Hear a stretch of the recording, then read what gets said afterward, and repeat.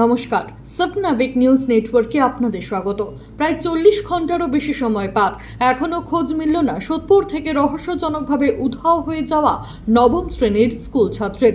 ঘটনার তদন্তে নেমে গতকাল খড়দহ থানার পুলিশ একটি মোবাইল ফোনের নম্বর ট্র্যাক করতে করতে লাস্ট আওয়ার লোকেশন দেখায় মুর্শিদাবাদ জেলায়।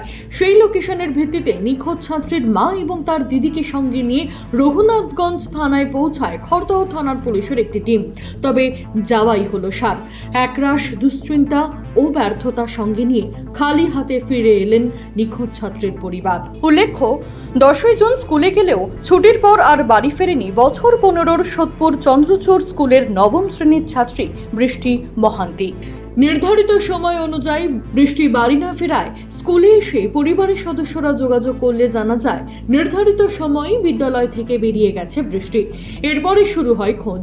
পরিচিত এবং বন্ধু বান্ধবের কাছ থেকে বৃষ্টির কোনো খোঁজ না পেয়ে অবশেষে খড়দহ থানায় নিখোঁজের অভিযোগ দায়ের করে ছাত্রীর পরিবার। ছাত্রী নিখোঁজের ঘটনায় ক্রমশ রহস্য ঘনাচ্ছে।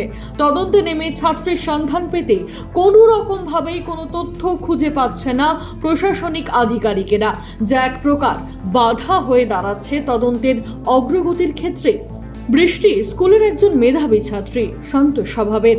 স্কুল থেকে বেরিয়ে কোথায় যেতে পারে সে? এ প্রশ্নই হাতড়ে বেড়াচ্ছে নিখোঁজ ছাত্রীর পরিবার। রাজা দে সপনাভিক নিউজ, খড়দা। সমস্ত খবরের আপডেট পেতে লাইক করে সাবস্ক্রাইব করুন সপনাভিক নিউজ। সেই সঙ্গে বেল বাটন প্রেস করতে ভুলবেন না। আপনাদের একটা সাবস্ক্রিপশন আমাদের জন্য অত্যন্ত মূল্যবান। জয় হিন্দ।